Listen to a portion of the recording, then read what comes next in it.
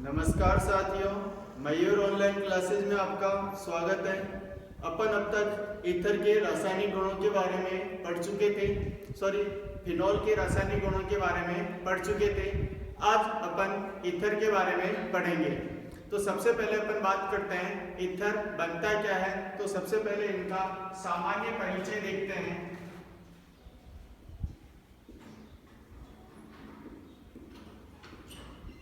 सामान्य परिचय में ईथर बनता कैसे है। तो ईथर दो प्रकार से बनता है दोस्त साथियों। एक तो जल का जो आपने बनाया था, जल में दोनों जो हाइड्रोजन है, जल के अंदर जो दोनों हाइड्रोजन है, इन दोनों हाइड्रोजन के स्थान पर अगर यदि मैं दो एल्किल समूह जोड़ दूं,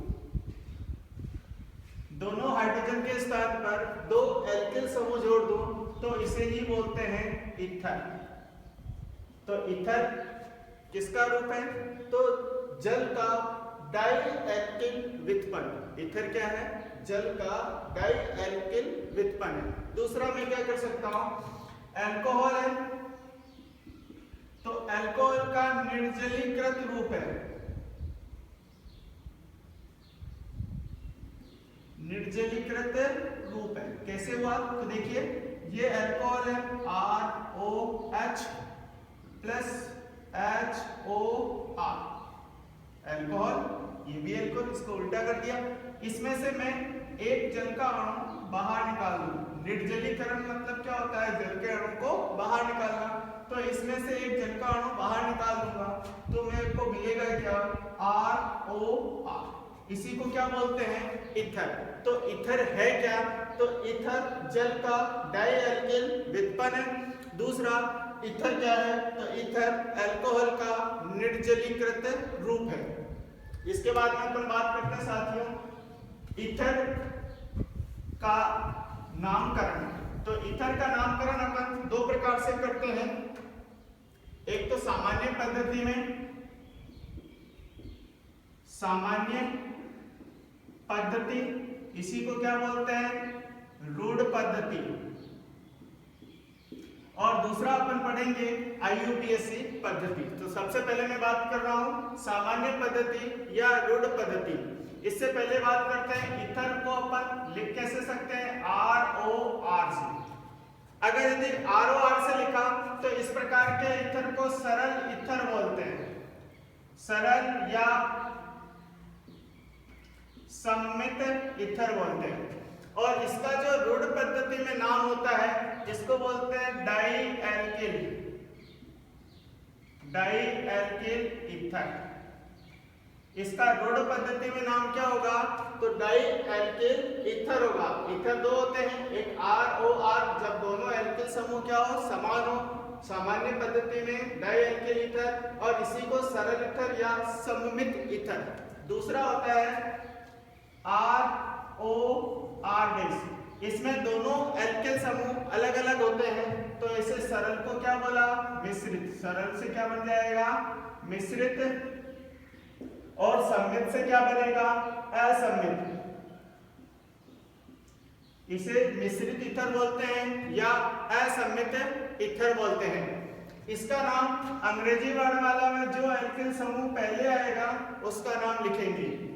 इसको बोलते हैं एल्किल, एल्किल ईथर।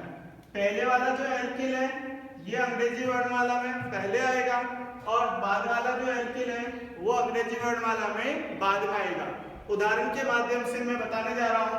पहला है सरल ईथर। देखिए सरल ईथर में क्या, सिंपल सा उदाहरण ले रहा हूं, CH3OCH3। दोनों एल्किल समूह क्या है? समान है, तो क्या लिखेंगे? डाई-एल्किल। अब एल्किल कितने कार्बन का है? एक कार्बन के लिए, तो इसका नाम हो जाएगा डाई-मैथिल, डाई-मैथिल। और अंत में क्या जोड़ना है? ईथर। इसी तरह से मैं क्या लिख सकता हूं?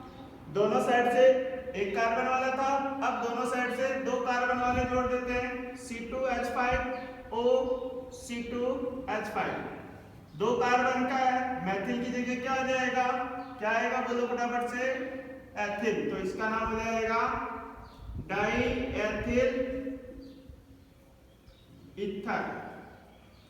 अगर 3 कार्बन के लिए जोड़ दें तो क्या हो जाएगा, देखिए CH3 CH2 CH2 O CH2 CH2 और CH3। 2 प्रोपिल है तो इसका नाम हो जाएगा डाई एन प्रोपिल ईथर। इसी तरह से एक दोनों बीच वाले से जोड़ देते हैं, देखिए क्या हुआ, CH3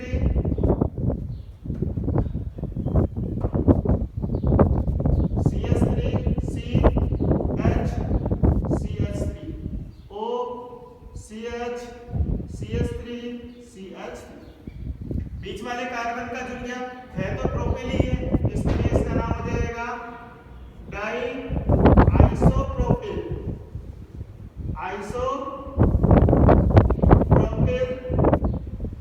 ईथर। आगे बात समझ में।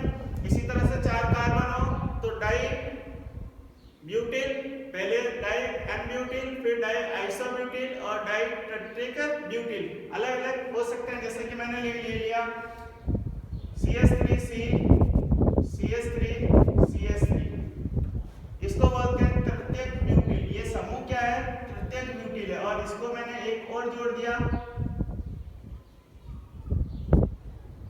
तो इसका नाम हो जाएगा डाई तृतीयक ब्यूटिल, डाई तृतीयक ब्यूटिल। कितने का है, फिर बाद में क्या लगाना, ईथर, तो लास्ट में जोड़ दो ईथर। ये था सामान्य या सरल ईथर और इसका नाम क्या लिखते हैं, डाईएल्किल ईथर। अब अपन बात करते हैं एल्किल ईथर या इसी को बोलते हैं मिश्रित या असमित ईथर। तो देखिए इसका क्या होगा, सबसे पहले सरल कार्बन से ले रहा हूं C2H5। एक साइड में एक कार्बन है और एक साइड में कितने कार्बन है, 2 कार्बन का ले लिया। तो देखिए जो पहले आएगा अंग्रेजी वर्ण वाला में, जो पहले आएगा उसको पहले लिखेंगे, जो बाद में आएगा उसे बाद में लिखेंगे, लास्ट में अपन उसको ईथर जोड़ेंगे। तो एथिल ई पे आता है, मैथिल एम पे आता है, तो इसका नाम हो जाएगा एथिल मैथिल ईथर। आगे बात समझ में। और देखिए CH3O CH2 CH2 CH3, ये क्या है, मैथिल और ये है प्रोपिल, इसका नाम हो जाएगा Maithil propyl Maithil and propyl, Maithil and propyl ether. आगे बात समझ में दोस्तों, ये क्या थी, इसका रूढ़ पद्धति में नामकरण। कौन सी पद्धति में, रूढ़ पद्धति में नामकरण। अब अपन बात करते हैं इसका IUPAC पद्धति में क्या नाम होता है। तो देखिए IUPAC में किस तरह से नाम लिखते हैं, चाहे वो सरल ईथर हो अथवा मिश्रित ईथर। इसके IUPAC नाम में अपन लिखते हैं, IUPAC में नाम में लिखते हैं एल्कोक्सी एल्केन। IUPAC नाम इसका क्या होता है, एल्कोक्सी एल्केन। एल्कोक्सी कौन सा होता है, तो छोटे कार्बन का, छोटे कार्बन समूह, जो छोटा कार्बन समूह है उसके लिए तो अपन लिखते हैं एल्कोक्सी, और बड़ा कार्बन समूह है, बड़ी श्रृंखला है, बड़ी श्रृंखला है तो उसका लिखते हैं एल्केन। ठीक है, देखिए किस तरह से लिखते हैं। पहले में CH3O CH3, एक कार्बन इधर भी है, एक कार्बन इधर भी है, दोनों साइड में एक एक कार्बन है, तो कोई बात नहीं, इस पहले वाले समूह को तो अपन बोलेंगे एल्कोक्सी, तो नाम होगा मैथोक्सी, मैथोक्सी, और बाद वाला नाम क्या हो जाएगा, एक कार्बन है इसलिए नाम होगा मैथेन। दूसरा मैं लिख रहा हूं CH3O C2H5। अब देखिए दोनों अलग अलग है, छोटे श्रृंखला का क्या होगा एल्कोक्सी, तो क्या है, एक कार्बन है इसलिए नाम होगा मैथोक्सी। नियम से चलना है आईयूपीएससी में, 2 कार्बन की श्रृंखला बढ़ी है इसलिए नाम होगा एथेन। अब आप कहोगे कि सर आपने मैथोक्सी पहले लिख दिया इसलिए इसका नाम इस तरह से हुआ। नहीं, आप ये मत देखिए, आप मैं इसको उल्टा करके लिख देता हूँ C2H5OCH3। नाम किधर से भी आए, श्रृंखला किधर से भी बनी हुई है, नाम तो वही होगा, क्योंकि छोटे वाला कार्बन का क्या समूह का क्या बनाना है, एल्कोक्सी, और बड़े वाले का क्या बनाना है, बोलो फटाफट से, एल्केन। एक और देखिए, मैंने बना दिया CH3O CH CH3 CH3। छोटा कार्बन कितना है, ये वाला, तो इसका क्या बनेगा, मैथोक्सी, तो नाम हो जाएगा मैथोक्सी। ये वाला क्या है, प्रोपेन है, तो नाम हो जाएगा प्रोपेन। ठीक है, अभी एक जगह नंबर भी आएगा, नंबर लिखने से पहले मैं आपको कुछ इस तरह से एक चीज और बना देता हूं ताकि आप कंफ्यूज न रहें कि सर नाम नंबर कैसे आएगा। अब देखिए, ये वाला समूह भी क्या होगा, मैथोक्सी, और ये भी 3 कार्बन का है, तो इसकी क्या बोलेंगे, प्रोपेन। तो इसका नाम भी ऊपर वाले की तरह ही हो रहा है ना, तो नाम हो जाएगा मैथोक्सी प्रोपेन। अब दोनों तो एक जैसे नाम हो गए, लेकिन श्रृंखला दोनों में क्या है, अलग है, तो आपने को यही ध्यान रखनी है। तो ये जो मैथोक्सी समूह है किस कार्बन से जुड़ा हुआ है, तो 1 2 3, 2 नंबर कार्बन से। इसमें कितने पे जुड़ा हुआ है, 1 2 3, तो ये मैथोक्सी समूह 1 पे जुड़ा हुआ है इसलिए इसका नाम होगा 1 मैथोक्सी, और ऊपर वाले में कितने पे जुड़ा हुआ है, 2 पे जुड़ा हुआ है इसलिए इसका नाम होगा 2 मैथोक्सी। और देखिए, मैंने लिख दिया CH3 CH2O CH CH3 CH3। देखिए कुछ नहीं किया, मैथोक्सी की जगह क्या कर दिया, मैथिल समूह की जगह पे एथिल समूह, बाकी 3 कार्बन की चेन है ये, तो इसका नाम क्या हो जाएगा साथियों, इसका नाम हो जाएगा छोटे वाले का एल्कोक्सी, तो नाम में 1 कार्बन है इसलिए नाम हो जाएगा एथोक्सी, और ये 3 कार्बन है इसलिए इसका नाम हो जाएगा प्रोपेन, एथोक्सी प्रोपेन। कितने पे जुड़ा हुआ है, तो ये 2 नंबर पे जुड़ा हुआ है इसलिए नाम होगा 2 एथोक्सी प्रोपेन। आगे बात समझ में, अगर ये 1 पे जुड़ जाए तो क्या होगा, CH3 CH2O CH2 CH2 CH3, वही कर दिया। इस समूह का नाम क्या होगा, एथोक्सी, और ये 3 कार्बन की श्रृंखला क्या कहेंगे, प्रोपेन, तो नाम हो जाएगा साथियों एथोक्सी प्रोपेन। आगे बात समझ में, और ये जो एथोक्सी समूह है वो 1 नंबर कार्बन से जुड़ा हुआ है इसलिए नाम हो जाएगा 1 एथोक्सी प्रोपेन। अब देखिए, दोनों साइड से मैं 2 कार्बन ले लेता हूं, C2H5O C2H5। ये जो समूह है इस समूह को बोलेंगे, किसी से भी आप सेलेक्ट कर लीजिए, एक साइड में एथोक्सी आएगा तो नाम हो जाएगा एथोक्सी एथोक्सी एथेन। दोस्तों, आईयूपीएससी के अंदर क्रियात्मक समूह तो है, आईयूपीएससी में इतर क्रियात्मक समूह तो है, लेकिन इसे क्रियात्मक समूह में जो वरीयता दी जानी चाहिए उस वरीयता में इसे नहीं रखते हैं। आईयूपीएससी में इथर को प्रतिस्थापित समूह मानते हैं। इथर क्या आईयूपीएससी के अकॉर्डिंग प्रतिस्थापित समूह है, प्रतिस्थापित समूह मानते हैं इसलिए इसका नाम कर रखा है एल्कोक्सी। आगे बात समझ में, एल्कोक्सी के रूप में इसको लिखते हैं। ठीक है, इसके बाद में अपन बात करते हैं इथर निर्माण की कौन कौन सी विधियां हैं, इसके ऊपर चर्चा करते हैं। अभी मैंने आपको सामान्य परिचय और इसका नामकरण बताया है, इसके बाद में अपन बात करते हैं इथर निर्माण की कौन कौन सी विधियां हैं। इथर निर्माण की जो सर्वप्रथम विधि है उसके अंदर अपन पढ़ते हैं प्रयोगशाला विधि। देखिए साथियों, प्रयोगशाला में ईथर को किस तरह से बनाते हैं। तो सबसे पहले मैं बात कर रहा हूं प्रयोगशाला विधि।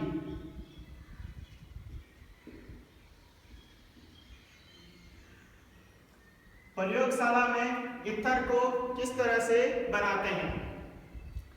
सबसे पहले एक रिएक्शन लिख रहा हूं। एथेनॉल लेते हैं, इसका अनुपात लेते हैं 2 और इसकी अभिक्रिया करवाते हैं H2SO4 से और इसका अनुपात लेते हैं 1। ये H2SO4 जो होगा सांद्र H2SO4 होगा। एथेनॉल 2 अनुपात में और H2SO4 1 अनुपात में, और इसे गर्म कर देते हैं 413 केल्विन टेम्परेचर पे।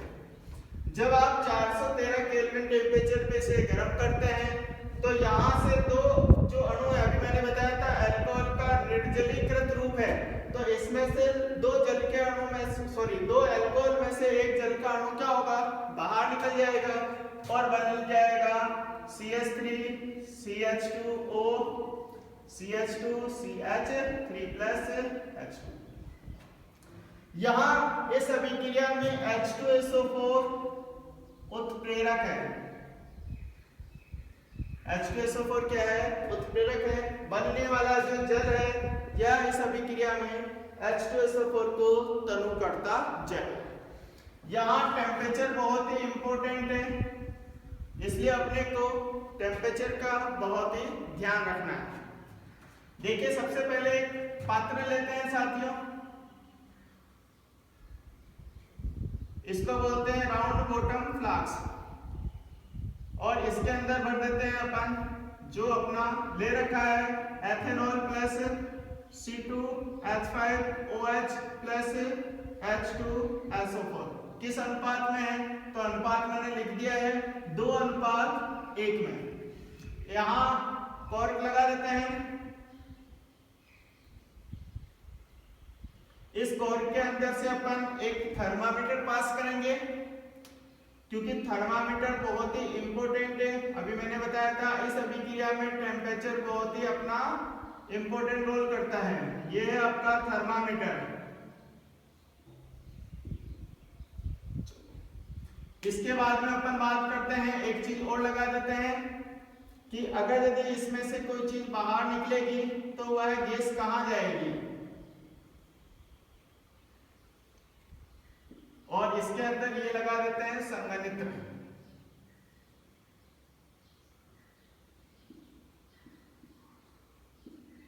ठंडा जल और ऊपर से निकलेगा गर्म जल, और इसे फिर एक ऐसे पात्र में इकट्ठा करते हैं जो बर्फ के पात्र में रखा हुआ है। ये आपका बर्फ है और इसे बर्फ के अंदर कलेक्ट कर लेते हैं। बर्फ रखे पात्र में कलेक्ट हो जाता है। ये जो बना है वो है आपका ईथर।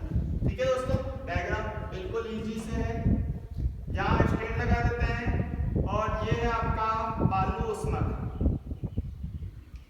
बालू उष्मक एक तो होता है जल उष्मक, जब अपने को 100 डिग्री से ज्यादा गर्म नहीं करना है तो यहाँ जल उष्मक लेते हैं, और बालू लेना है मतलब अपने को 100 से ज्यादा पे गर्म करना है। बाकी आप बर्नर लगा करके इसे क्या कर दो दोस्तों, गर्म करना स्टार्ट कर दीजिए। यहाँ थर्मामीटर क्या काम करेगा, इस टेम्परेचर को मेजर करेगा कि यहाँ से ताप 413 से ज्यादा नहीं जानी चाहिए। ठीक है ना, अगर 413 से तापमान ज्यादा जा रहा है इसका मतलब वह एल्कीन बनेगा। तो ये थी एक सिंपल विधि। इस विधि के द्वारा अपन ने ईथर का निर्माण किया। अब ईथर में बहुत सारी अशुद्धियां हैं। ईथर में कई सारी अशुद्धियां हैं। ईथर का शोधन, उसके बाद अपन करते हैं ईथर का शुद्धिकरण शोधन। सबसे पहले ये जो ईथर बना है इस ईथर में सर्वप्रथम जो पास करते हैं NaOH का तनु विलयन डालते हैं। तो जब इस ईथर में NaOH का तनु विलयन डालेंगे तो इस ईथर में जो SO2 है तो वह SO2 बाहर निकल जाएगा, यानी SO2 का शुद्धिकरण हो जाएगा। SO2 यहां से क्या होगा साथियों, बाहर निकल जाएगा। अगले पार्ट में बात करते हैं, ये जो SO2 बाहर निकलता है रहा है, इसके बाद में अपन इसे अगले स्टेप में जल में मिला लेते हैं, जब अपन जल में मिला देते हैं तो इस ईथर के अंदर जो अल्कोहल था, अल्कोहल बाहर निकल जाएगा। यानी पहले स्टेप में आपने क्या डाला, NaOH डाला तो SO2 का शुद्धिकरण हो गया। दूसरे स्टेप में आपने जल मिला दिया, तो जल जैसे ही मिलाते हैं, अभी अपन इसके भौतिक गुण में जब पढ़ेंगे तो वहां मैं आपको जरूर बताऊंगा कि ईथर जो है वो जल में अघुलनशील है। और पिछले वाले पार्ट में अपन ने पढ़ा था अल्कोहल के भौतिक गुण में, अल्कोहल जल में घुलनशील है। तो जैसे मैं इसमें जल मिलाऊंगा साथियों, तो यहाँ से अल्कोहल जो होगा जल में घुल करके बाहर निकल जाएगा और ईथर अघुलनशील होने के कारण से इस पात्र में इकट्ठा रह जाएगा। इसके बाद में अपन इसमें मिलाते हैं सांद्र CaCl2, या इसे बोलते हैं गलित। जब गलित CaCl2 मिलाते हैं तो इस ईथर में अगर कोई नमी रह गई है तो इस ईथर में जल के अणु को भी क्या होगा, बाहर निकल जाएगा। इस ईथर से जल का अणु भी अपने यहाँ से बाहर निकल जाएगा। तो ये थी अपने पास ईथर निर्माण की प्रयोगशाला विधि। एक बार वापस से देखें प्रयोगशाला विधि क्या था। सबसे पहले अपन क्या करते हैं, अल्कोहल लेते हैं 2 अनुपात में, H2SO4 लेते हैं 1 अनुपात में, और इन दोनों को मिला करके राउंड बॉटम फ्लास्क यानी इस फ्लास्क में भर देते हैं और इसे बालूस्मक पर थर्मामीटर लगा करके एक कंडेंसेटर जो संघनित्र होता है उससे जोड़ देते हैं। जब अपन इसमें जोड़ते हैं तो यहाँ टेम्परेचर बहुत ही इंपॉर्टेंट है, इसलिए अपन थर्मामीटर का यूज करते हैं ताकि इसका टेम्परेचर अपने को जैसे दिख जाए कि 413 आ गया है तो अपन बर्नर से इस फ्लेम को, हीट को कंट्रोल कर सकते हैं। इसके बाद संघनित्र में जब ठंडा करते हैं और इसे बर्फ से भरे पात्र में इसे ठंडा कर लेते हैं, इससे क्या होगा, ईथर द्रव अवस्था में आ जाएगा। हाँ, ये जो ईथर बना है इसे बोलते हैं डाईएथिल ईथर,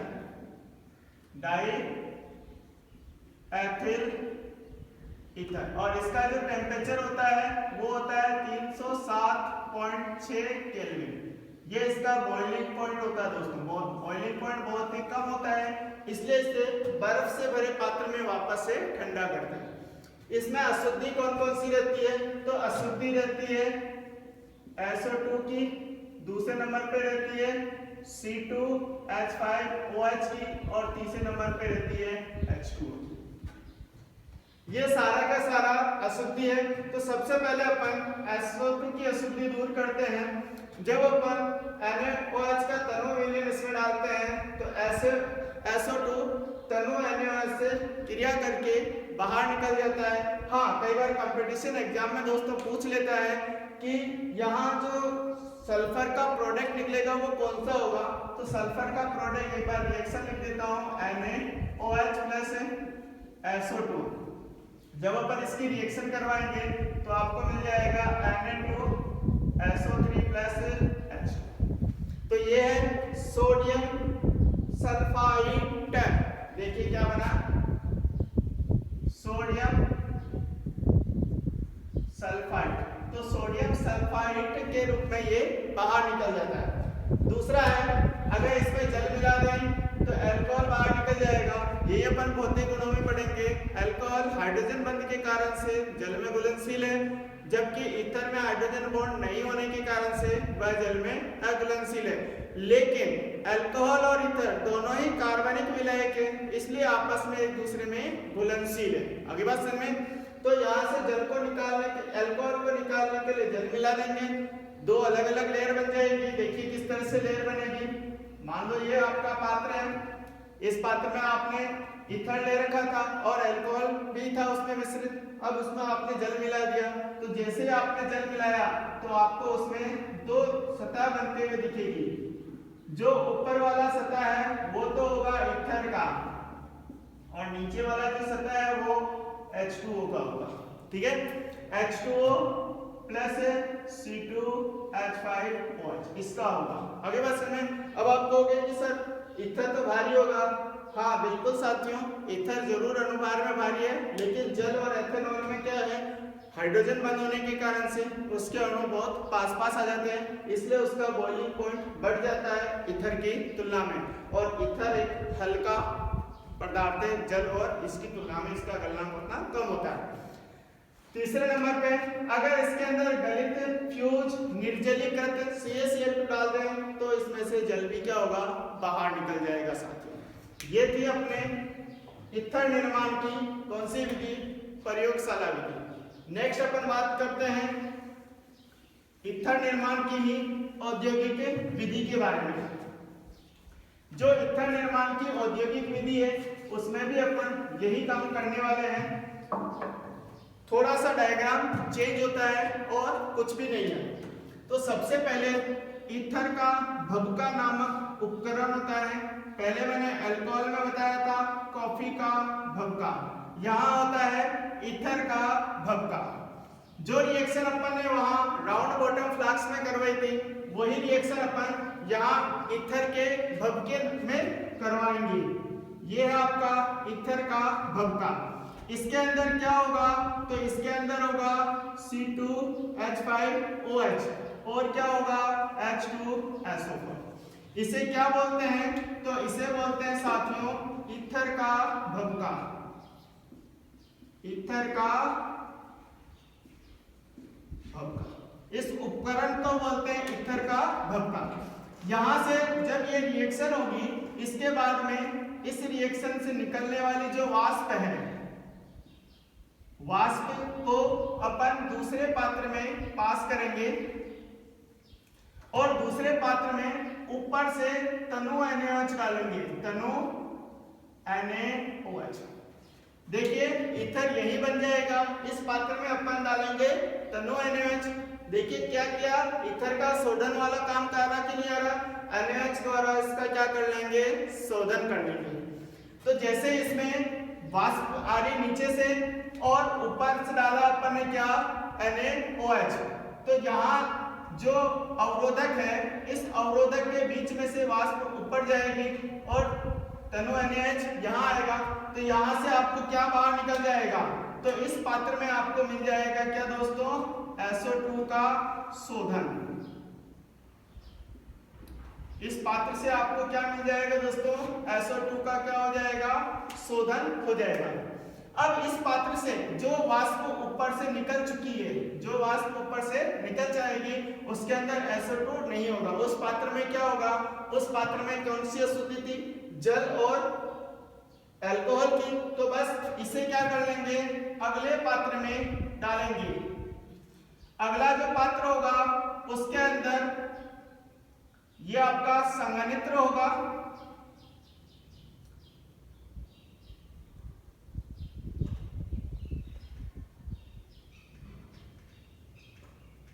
ये इस तरह से संघनित्र नुमा पात्र है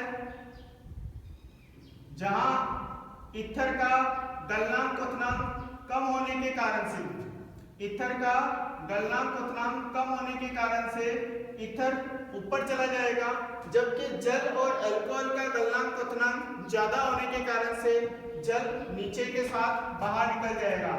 यहां से कौन बाहर निकलेगा, तो यहां से बाहर निकल जाएगा H2O प्लस C2H5OH। दोनों ही यहां से क्या होंगे, बाहर निकल जाएंगे। इसके बाद में क्या करेंगे साथियों, इसके बाद में अपन जो आगे वाले से ईथर यहाँ निकल चुका है तो आगे अपने को केवल और केवल शुद्ध अवस्था में वाष्प निकलेगी। इस वाष्प को क्या कर लेंगे, संघनित्र कर लेंगे।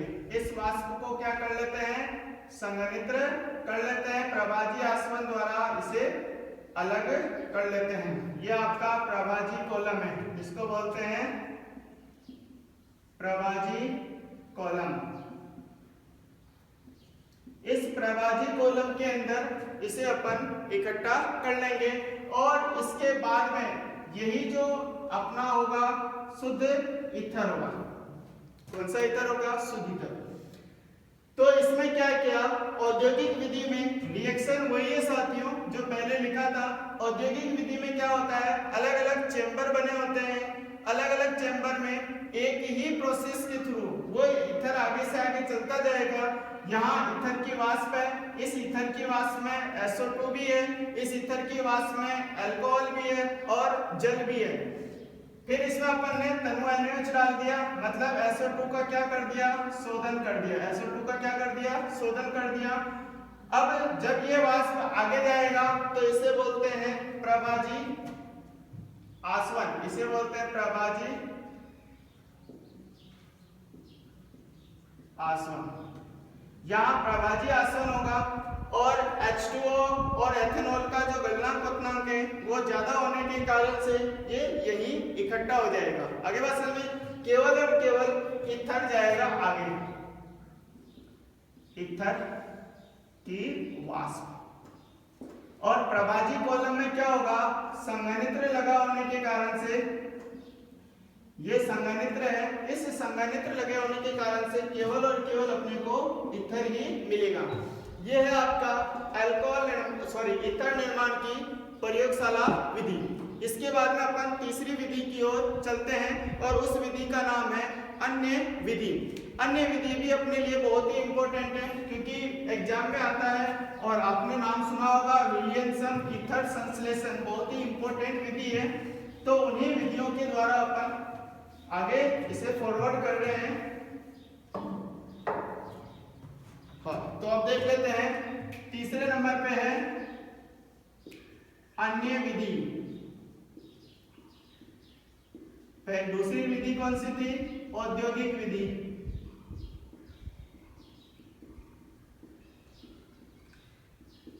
तो देखिए अन्य विधि में सबसे पहली जो विधि है वो है अल्कोहल की क्रिया, एथेनॉल की क्रिया एलुमिना से,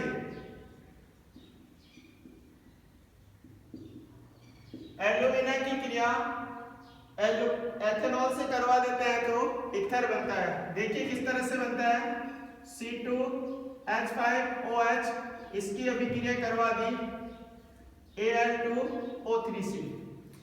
जब अपन इसकी अभिक्रिया करते हैं 523 केल्विन पर तो अपने को मिल जाता है C2H5OH C2H5O C2H5 प्लस आपको मिल जाएगा H2।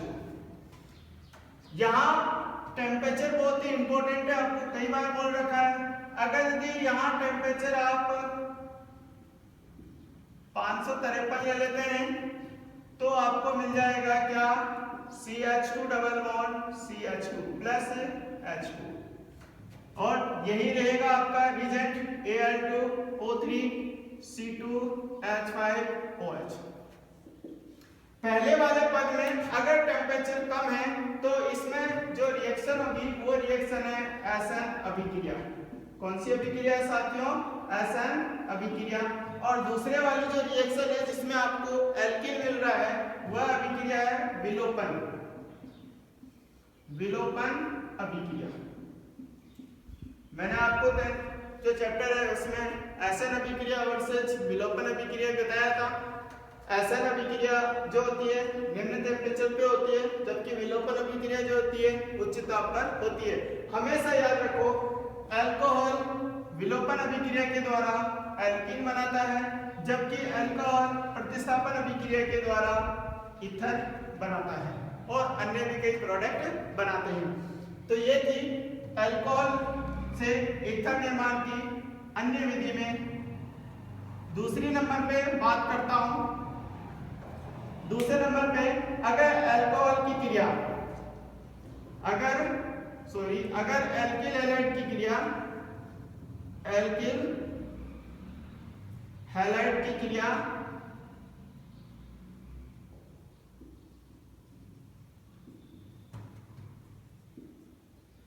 Ag2O से करवाने पर, Ag2 को ऐसा होना चाहिए, शुष्क होना चाहिए। एल्किल हैलाइड की क्रिया अगर मैं शुष्क सिल्वर ऑक्साइड से करवा देता हूं तो मुझे भी मिल जाता है क्या, ईथर। देखिए क्या होगा, C2H5Cl, ये है alkyl ethyl chloride, ethyl chloride, इसकी अभिक्रिया करवा दो क्या, Ag2O से, ठीक है। यहां से 2 मोल ले लीजिए, मिल जाएगा क्या, C2H5O, C2H5 प्लस AgCl। तो ये जो थी एल्किल हैलाइड से ईथर निर्माण के लिए, यहाँ सबसे इंपॉर्टेंट बात ये आती है दोस्तों कि जो आप सिल्वर ऑक्साइड ले रहे हो ये आपका शुष्क अवस्था में ही होना चाहिए। अगर आप निर्जल लेते हैं तो ही यह अभिक्रिया संपन्न होगी। अगर यदि आप चाहते हैं कि नहीं इसमें पानी मिला हुआ वो ले ले तो देखिए क्या होगा, ये है अभी शुष्क अवस्था में, है ना।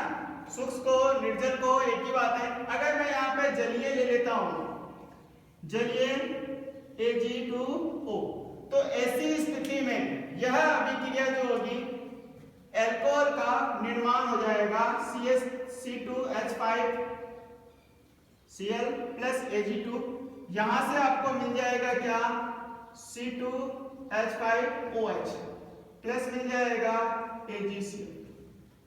इस अभिक्रिया के द्वारा आपको अल्कोहल मिलेगा। अगर यदि ये जलीय सिल्वर ऑक्साइड होता है तो ये भी आप ध्यान रखें, क्योंकि ये जो रिएक्शन है ये आपको अल्कोहल निर्माण में मैंने बताया था। चलो इसके बाद में बात करते हैं तीसरी और अंतिम विधि जो आपके ईथर निर्माण की है।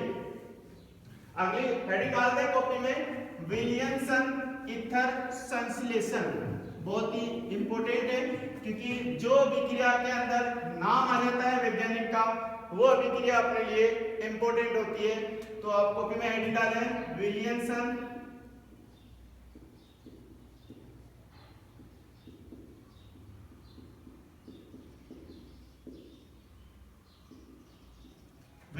ईथर संश्लेषण अभिक्रिया बहुत ही इंपॉर्टेंट है। एक तो लेते हैं RX, एल्किल हैलाइड की अभिक्रिया सोडियम एल्कोक्साइड से करवाते हैं। यह है आपका एल्किल हैलाइड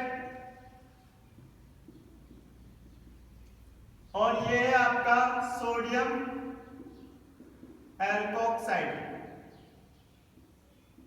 दोनों की अभिक्रिया करवा देते हैं। जैसे मैं दोनों की अभिक्रिया करवाता हूं दोस्तों, यहां से X और यहां से सोडियम, दोनों ही क्या होगा, NaCl के रूप में बाहर, और मिल जाएगा क्या अपने को ROR प्लस NaCl। यहां एक बात विशेष रूप से आप ध्यान दें कि जो आपका एल्किल हैलाइड है वो या तो 1 डिग्री का होना चाहिए, या तो 1 डिग्री का RX होना चाहिए अथवा 2 डिग्री का RX होना चाहिए। ये दोनों हो सकता है, यानी एल्किल हैलाइड 1 डिग्री का ले लो अथवा 2 डिग्री का ले लो, 3 डिग्री का कभी भी नहीं लेना है। देखिए क्या होगा, 3 डिग्री का RX नहीं हो सकता, नहीं होना चाहिए, ये आप ध्यान रखें। अगर 1 डिग्री RX है अथवा 2 डिग्री RX है तब तो ये रिएक्शन होगी, और अगर यदि ये रिएक्शन में 3 डिग्री का RX ले लेते हैं तो इस अभिक्रिया के द्वारा आपको ईथर नहीं मिलने वाला है। इन दोनों स्थिति में तो आपको SN अभिक्रिया दर्शाएगा, जबकि ये जो अभिक्रिया है 3 डिग्री का RX ले लें तो इसमें विलोपन अभिक्रिया देगा, विलोपन अभिक्रिया देता है। देखिए किस तरह से ये ऐसे अभिक्रिया देता है, नाभिक से नहीं प्रतिस्थापन अभिक्रिया देगा, और किस तरह से यह विलोपन अभिक्रिया देगा और क्यों देगा, इसके ऊपर भी अपन चर्चा करते हैं। सबसे पहले मैं बात कर रहा हूं प्राथमिक आरएच लेकर के। जैसे कि मैंने ले लिया 3CH3 CH2Cl, इसकी अभिक्रिया, हाँ एक चीज और लिख देते हैं सोडियम एल्कोक्साइड के लिए। ये आपका एल्किल समूह 1 डिग्री, 2 डिग्री और 3 डिग्री कोई भी हो सकता है। जो एल्किल समूह है R 1 डिग्री का भी हो सकता है, 2 डिग्री का भी हो सकता है और 3 डिग्री का भी हो सकता है, कोई सा भी हो सकता है। आप उसके लिए कोई टेंशन लेने की जरूरत नहीं है, आपको केवल RX जो है वो 3 डिग्री का नहीं लेना है। क्योंकि देखिए एक बार रिएक्शन यहां से इसकी अभिक्रिया करवा देते हैं, C2H5ON। देखिए दोनों साइड से मैं क्या निकाल दूं, Na और Cl, क्या मिल जाएगा, C2H5O CH2CH। आगे बात समझ, दोनों साइड से बराबर। अब एक साइड से मैं 2 डिग्री का, देखिए 2 डिग्री का RX है तो 2 डिग्री का RX ले लेता हूं, मैंने लेता हूं CH3 CH CH3 और यहां जोड़ दिया Cl, और इसकी अभिक्रिया करवा दी C2H5ON। ये जो C2H5ON है दोस्तों, इस C2H5OH के लिए मैं लिख सकता हूं ये प्रबल क्षार है, प्रबल क्षार। ये प्रबल क्षार होने के कारण से प्रबल क्षार की उपस्थिति में एल्किल हैलाइड हमेशा ऐसा अभिक्रिया देता है, तो यहाँ से ऐसा अभिक्रिया के तौर पे बाहर निकलेगा, तो CH3 CH CH3 और यहाँ से O C2H5। क्या नाम होगा इसका, तो इसका नाम हो जाएगा एथिल आइसोप्रोपिल ईथर। अभी बात सुनो, इसके बाद में बात करते हैं 3 डिग्री का ले लें, क्योंकि ये कितने डिग्री का 1 डिग्री, ये कितने डिग्री का 2 डिग्री, ये 1 डिग्री का RX है और ये 2 डिग्री का क्या है RX है। अब बात करते हैं अगर 3 डिग्री का RX ले लिया जाए तो क्या बनेगा, 3 डिग्री का RX। 3 डिग्री का RX में इस कार्बन से 3 एल्किल समूह जोड़ दीजिए, एक जगह पे मैं CH3 जोड़ देता हूं, सभी जगह पे चलो। ये मैंने 3 डिग्री का एल्किल हैलाइड ले लिया और इसकी अभिक्रिया करवा दी वही C2H5ONA के साथ। तो इस अभिक्रिया के द्वारा जो प्रोडक्ट मिलेगा वो यहां से एक हाइड्रोजन बाहर निकलेगा और ये X बाहर निकलेगा, और प्रोडक्ट मिलेगा जो आपको दोस्तों वह एल्किन मिलेगा, CH3C CH3 double bond CH plus HX plus क्या मिला HX। अब देखिए कई किताबों में आपको HX निकलता हुआ नहीं दिखेगा, आपको निकलता हुआ क्या दिखेगा, तो देखिए आपको निकलता हुआ दिखेगा C2H5OH प्लस NaC, आपको ये निकलता हुआ दिखेगा क्योंकि वो डायरेक्ट बैलेंस करके लिखते हैं। अभी मैंने क्या किया, यहाँ से H निकाला और यहाँ से X निकाला, तो यहाँ से मैंने क्या निकाल दिया HX, और HX क्या है, प्रबल अम्ल है, प्रबल अम्ल है, और C2H5ONA क्या है, तो C2H5ONA है प्रबल क्षार।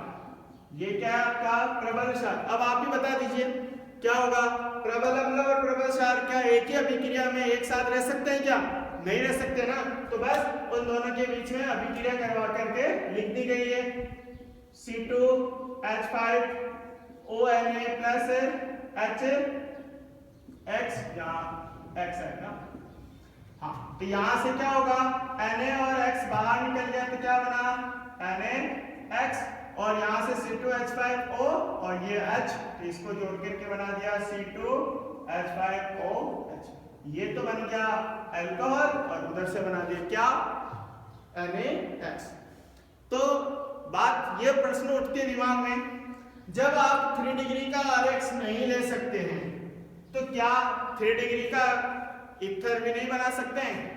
दिमाग में क्वेश्चन तो आया ही होगा आप लोगों का। भाई आपको मैंने 1 डिग्री का RX लेकर के बता दिया कि अभिक्रिया हो गई, 2 डिग्री का RX लेकर के अभिक्रिया हो गई। अब 3 डिग्री का RX लिया तो अभिक्रिया में मुख्य उत्पाद क्या बन रहा है? एल्केन। इसका मतलब क्या है? 3 डिग्री का RX तो आप ले नहीं सकते, तो क्या 3 डिग्री का ईथर नहीं बनेगा? बिल्कुल बनेगा, क्योंकि देखिए अभी मैंने एक शर्त क्या लिखी है, यहाँ आप 3 डिग्री का RX तो नहीं ले सकते हो, लेकिन 3 डिग्री का अल्कोहल तो ले सकते हो ना, 3 डिग्री का अल्कोहल तो ले सकते हो। तो इसी अभिक्रिया में मैं 3 डिग्री का अल्कोक्साइड ले रहा हूं। देखिए क्या बना, CH3 CH3 CH3 और यहां लगा दिया O। जहां X था उस जगह पे ONA लगा दिया, और जहां ONA है उस जगह पे मैं लगा रहा हूं X। यहां बना देता हूं C2H5Cl। अब देखिए जब यहाँ रिएक्शन होगी तो यहाँ से बाहर निकलेगा Na और यहाँ से बाहर निकलेगा क्या? X। जब ये दोनों आपस में अभिक्रिया करेंगे तो मुझे मिलेगा क्या? CH3 C, यहाँ C और यहाँ पे भी C, और यहाँ से O C2H5। ये भी कौन से डिग्री का है? 3 डिग्री का ईथर है। 3 डिग्री का क्या है? ईथर है, और इसका नाम क्या हो जाएगा? एथिल तृतीयक ब्यूटिल, एथिल तृतीयक ब्यूटिल, और लास्ट में क्या जोड़ना है? ईथर। ठीक है, तो ये अपन ने अन्य विधि में जो विलियमसन संश्लेषण विधि है, इसके अंदर अपन सिंपल और मिश्रित दोनों ही प्रकार के ईथर बना सकते हैं। अभी तक अपन ने तीनों ही विधि पढ़ ली है। अब अपन लास्ट इसके बाद में बात कर लेते हैं ईथर के भौतिक गुण। तो कॉपी में हेडिंग डालिए, ईथर के भौतिक गुण।